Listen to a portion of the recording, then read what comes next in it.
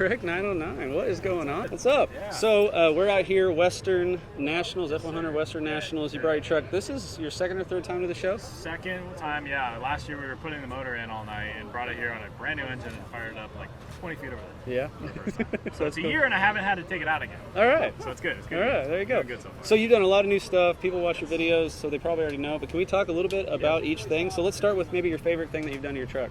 In the last like 2 weeks is finishing a TKX conversion. So Nice. it has a QuickTime scatter shield, a McLeod twin disc RXT clutch in it that's rated for over 1,000 horsepower. And then it's got a brand new TKX as well as a carbon fiber QA1 drive shaft. And that whole combination is amazing. It is so crisp. If you have anything that's decently high RPM revving or something that you want to put a good amount of power to the ground, you want to drive it and make it feel kind of like a sporty Mustang or a car, and really just rip through the gears and not kind of get away from maybe the truck aspect of it, just have fun. Yeah. That setup, this setup is the best thing I've ever. You would think a twin disc would be very hard to drive on the street. This is not. Watching your video, you looked real easy, sort of going through the gears. Yeah. Even with the original Z-Bar. It almost feels like you're driving a dog box because it just wants to go in every gear Really? you put it in. Yeah, and it's super close ratio. It comes out of, I got it out of the guys over at Silver Sport. They set it up out of the box. You have everything ready to go, and it works phenomenally. That is Very, awesome, very man. Yeah. happy. Also, good choice on the bell housing because the way you drive, it's gonna help you out later on. I think. I had a stock cast bell housing this thing for like They do 6 all right, years. you know, but It was just the 6,500 to 7,000 RPM in second gear and then drop kick in the clutch. That was the part where I was like, that's a little sketchy.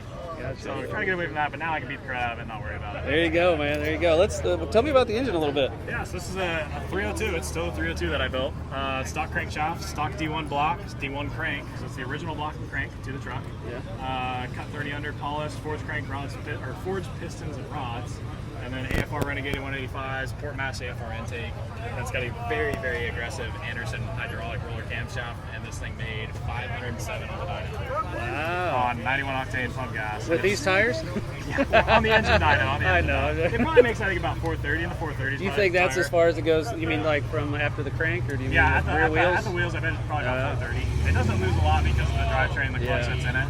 It's all lightweight stuff too, so That's really it's cool. got a really good gear. It's got a 410 gear in it. So. I am so glad that you kept the gold. I thought that looked really cool. That was so. like the biggest risk and experiment because the amount of money that I spent. Because that was like an $80 cheap set of Amazon valve covers. Yeah. Had them anodized, failed. Had them coated. Had to get the fittings, weld them in, get the AM fittings, build the whole system, get them powder coated. Then once it's all done, let's try to laser them and not mess them up. Right. You get one shot to laser them. They came out amazing. They really did.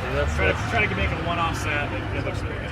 That is awesome. Okay, what is the next thing that you've done to the truck, say, since last year at this show? Last year was definitely the transmission because we finished the motor last year. So we did the drive line, and then we redid the interior again. So the interior's brand new again. We did a new carpet. Let's look at it. Yeah, and pretty much redid a bunch of stuff on the inside of it. And I remember when you did the Black Widow. Yeah, it's got a bunch of Black Widow stuff on it. Yeah, the exhaust is all. Yeah. You can see it. Tested it a little bit on the front outside of things. But, the interior's new. We got the headliners, brand new carpets in it, new pedal set in it. Redid the fuel tanks. The tank's all painted. It's got a bunch of heat shield goodies on it. Nice. And then just kind of freshened everything up. They could use it. And then we made an actual shift boot. Silver Sport guys that sent out to TKX. Oh, billet. Nice. Billet mount. And then we took the tunnel and freshened up the tunnel, put a bunch of heat shield product on it. So it's actually quiet in here, surprisingly. You can have a full conversation, like going 6,500 RPM, and it's actually like relatively quiet. Nice. All right. And when you're flooring it, you can still have a conversation. Yes, exactly. Yeah. So we ribbon nutted everything to the floor, so everything's flush, it's professional, it's done right. What rear gears did you say? You mentioned it. So it's a big bearing 9 3/8, and it has a 410 gear in it. 410. 31 spline axle. So you need that fifth gear? Is it 5-speed? Yeah. Okay. Very cool, man. Yeah, TKX 5-speed. That is awesome. I love that you still have the bucket seats. Still looks original. Yeah. Original bucket seat brackets. Yeah. Very rare. Oh yeah. Original ones. You didn't get the reed. No, these are original ones. Yeah. You found those at a shop? I bought an entire truck for $300 that had like 8 inches thicker rack crap in the seats just for the brackets. That's cool. It was a Camper Special Ranger and it had the option for the buckets. Yeah. So they're really hard to find, but these are the right ones. That is They're cool, not man. repops, that's cool. Well, I gotta ask you, man. You do a lot of cool burnout. Well, you know, you do a lot of takeoffs down the road and everything like that. She handles pretty well on stock suspension. It does. Are you ever going to do anything in the rear? I will. For right now, it's just coils cut in the front, stock shocks front and rear, and that's just axle flipped in the back with a C-notch. And it does good, honestly. It really does. The only downside is this truck is manual steering, it's manual brakes. Yeah. And like I had my buddy move in, he was like, this steering sucks. And I was like, yeah, it's got a 275 in the front. and you're trying to steer that with manual steering, it doesn't want to turn. Yeah. So you make sure to roll forward first before yes. turning. Oh, you have to. Yeah. So we're going to be doing like a Prius or Miata like electric inline power steering. Okay. I'm doing a Volvo hydraulic electric power steering in my CrewCab, so I'll have both to see which one I like better. Right. But this will be full electronic. I'll do a quickener like what's in a NASCAR 2-to-1 ratio, so it'll be lock to lock real quick. Okay. But all stock stuff underneath.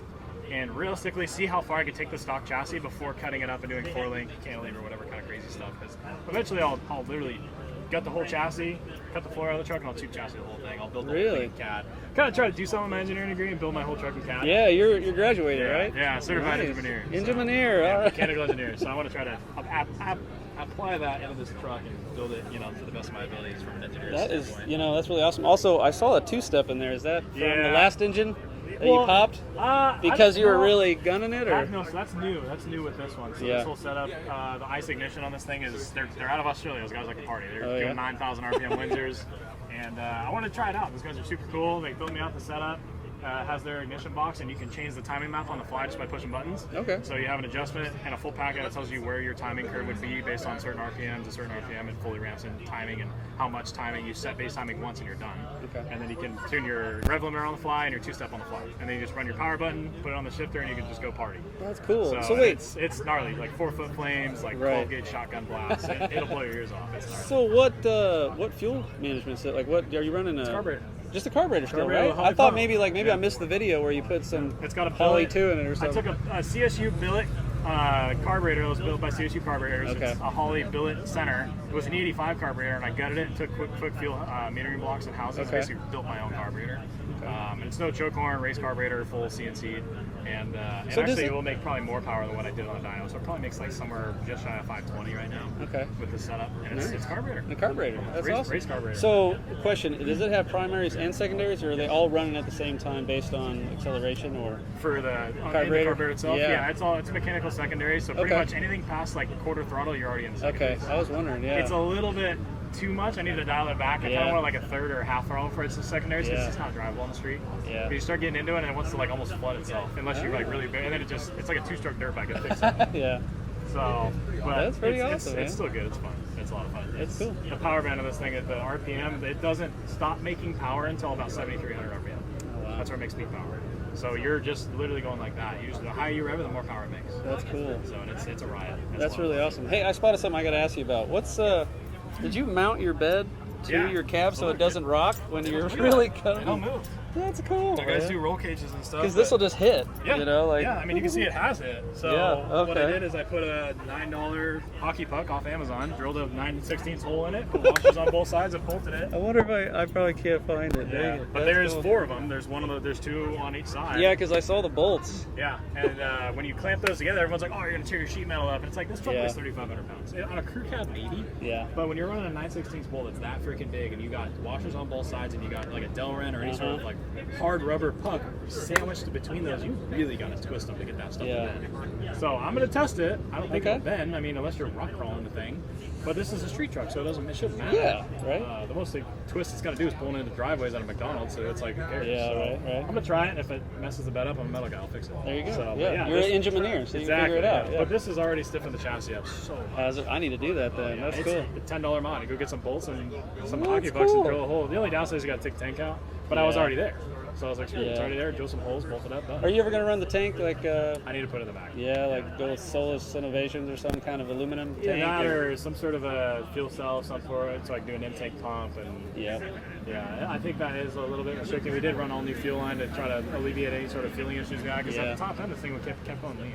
Really? I couldn't figure it out, so I think the stock tank, the pickup having to go all the way to the top, around and down. Gravity, yeah. It's just, is it a pusher, is it a puller? And it's best to have a pusher because... well, you want a bottom feet pickup that just goes straight down and then it comes right there. Yep. And now it's got to go all around and then down. So they don't like to pull their pushers. No. Well, hey, I got to ask you about this... the wing. Yeah, the wing, the Valance, whatever it's called. So this is made on a good friend, Matt Servin Auto Design. Me and my buddy Dave's CrewCab painted it. And you can get these things on his website, and they make them actually the flat blade, and then they've got a notch in them in the center. So there's a couple different variants. Oh, you mean like right here where it kind of dips down? Yeah, it'll dip down. That is cool. But yeah, these things are pretty sweet. He sells them on his website for these. I think he sells them for a bunch of different trucks, Ford trucks, I think Slicks, Lumps, probably SE. Really? Nice. Yeah, a lot of cool. He's got some cool stuff going out. Are you ever going to put a front balance on it? I might, yeah. I'll probably hand make that one. I'll probably do a diffuser in the back too. That's why it's great watching your video, Yeah, dude. just chop it up and try stuff. Yeah, you got cool videos, man. Well, hey, I'll let you go. I see you got dinner over there, lunch, so appreciate you, man. And hey, guys, if you haven't followed this guy, follow him. But it's all about keeping these trucks on the road and keeping them popular, man. F100s are blowing up, dude. Yeah, they're getting there. Well, hey, I appreciate you. Have a good one, buddy. See ya.